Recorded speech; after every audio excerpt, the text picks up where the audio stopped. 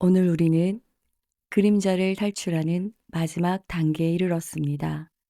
디펙 초프라가 말하는 네 번째이자 마지막 열쇠, 바로 새로운 몸을 구축하라는 것입니다.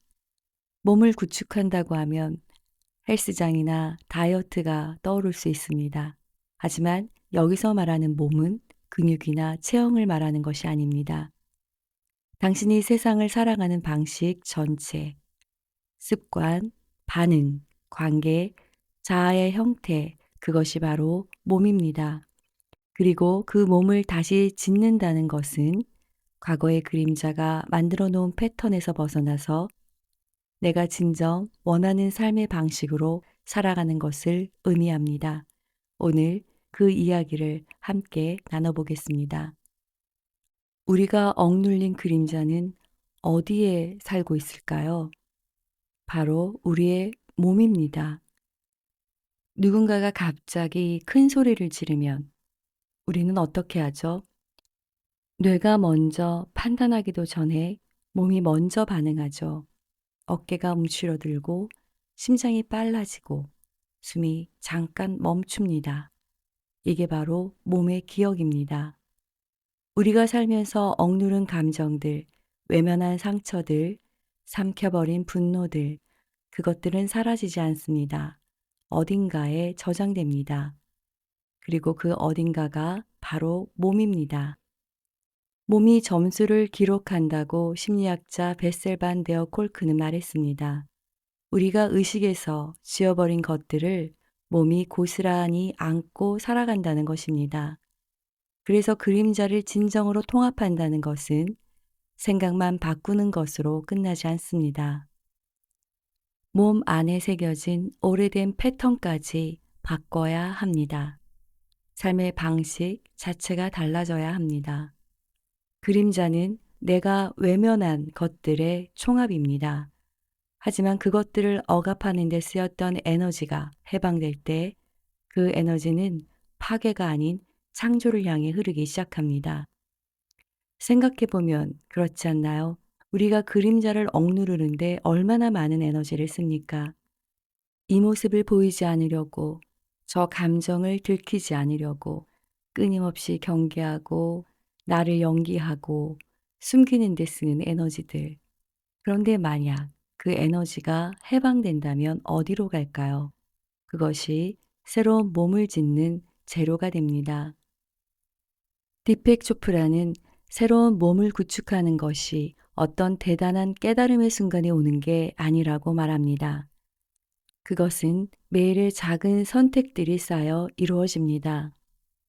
생각이 아닌 살아가는 방식의 변화를 통해 새로운 몸을 구축하는 세 가지 실천입니다. 첫 번째, 자동화된 패턴을 멈추고 의식적 반응 연습하기입니다. 우리 삶의 대부분은 자동 조종 상태입니다. 아침에 눈 뜨자마자 핸드폰을 집어드는 것, 누군가 비판하면 방어적으로 몸이 굳어져 버리는 것, 익숙한 불안이 올라오면 음식이나 술을 찾는 것, 이 자동화된 반응들, 이것이 바로 그림자가 만들어 놓은 몸의 습관들입니다. 새로운 몸을 구축한다는 것은 이 자동화된 순간에 잠깐 멈추는 것부터 시작합니다. 이 멈춤의 공간에서 우리는 선택할 수 있게 됩니다. 지금 내가 반응하려는 이 방식, 이것이 진짜 나인가 아니면 오래된 두려움인가? 처음에는 반응하고 나서 알아챕니다. 아, 또 했구나. 괜찮습니다. 그것도 알아챔입니다. 점점 시간이 짧아집니다. 반응 직후에 알아채고, 반응하는 중에 알아채고, 마침내 반응하기 직전에 알아채는 순간이 옵니다. 그 순간이 새로운 몸의 시작입니다. 두 번째 실천은 그림자를 억압하는 대신 그림자의 에너지를 창조로 돌리기입니다. 억눌린 분노가 있나요? 그 에너지를 터트리거나 참는 것 외에 어디로 보낼 수 있을까요? 움직임으로 달리거나 그리거나 글을 쓰거나 소리를 내거나 억압 대신 표현으로 방향을 바꾸는 것입니다. 역사 속 위대한 예술가, 작가, 음악가들 중 많은 수가 자신의 가장 어두운 내면을 작품으로 승화시켰습니다. 그것이 그림자의 에너지를 창조로 돌리는 가장 오래된 방식입니다. 당신이 오래 억누른 것은 무엇인가요?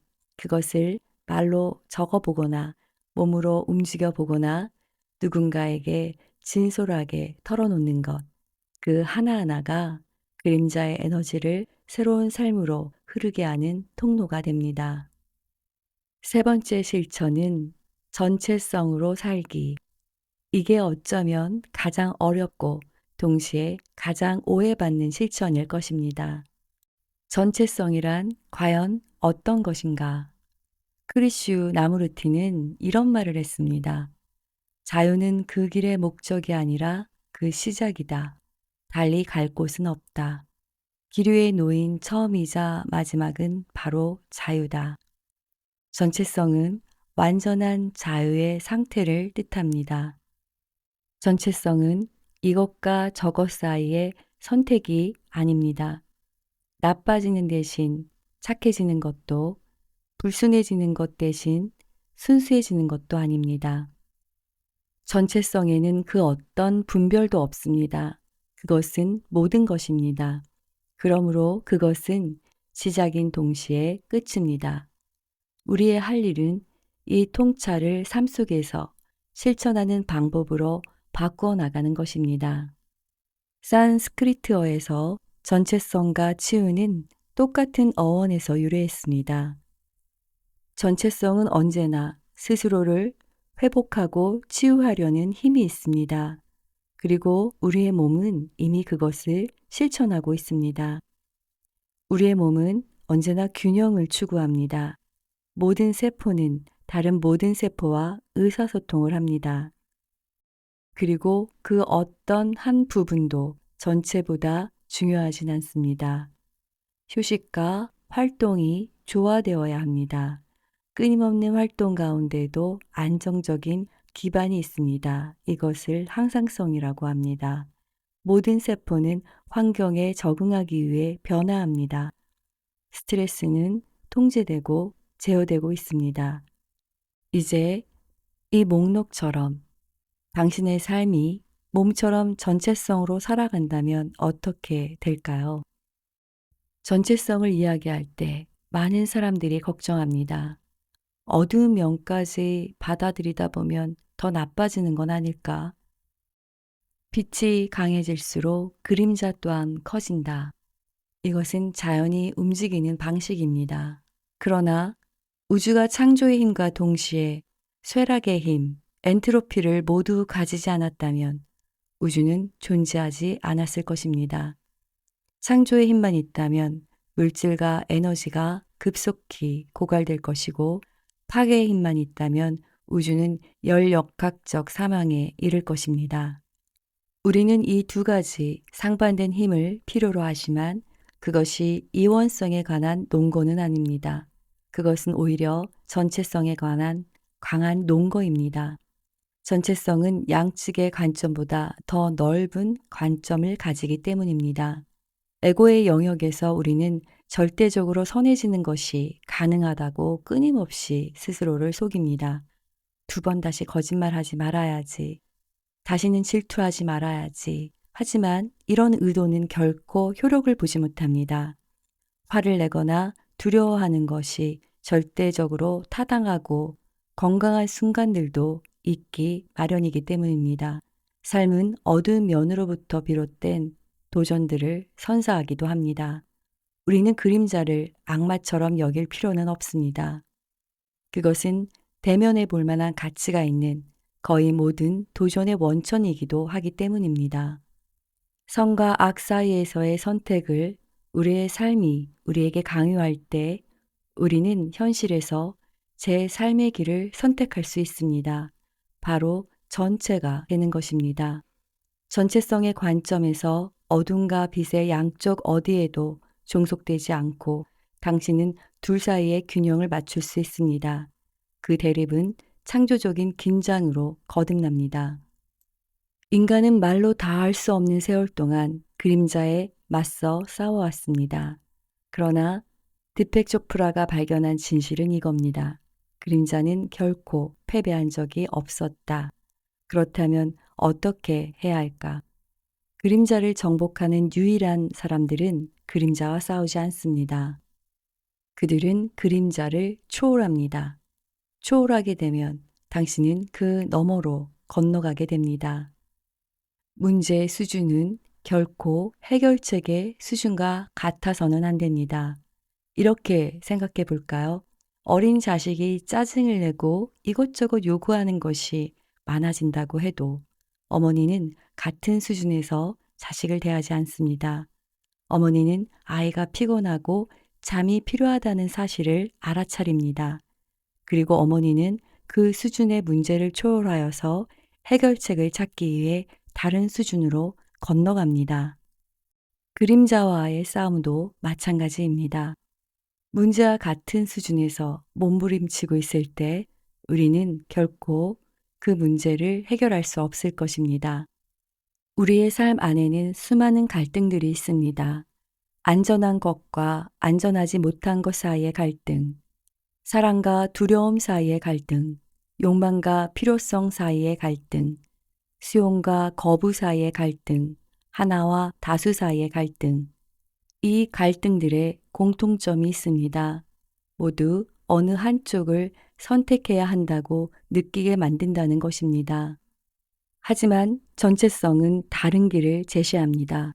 어느 쪽도 포기하지 않으면서 더 높은 수준으로 건너가는 것. 잊지 마십시오. 당신이 세상 속에 있는 것이 아니라 세상이 당신 속에 있는 것입니다. 예수는 천국이 내면에 있다고 가르쳤습니다.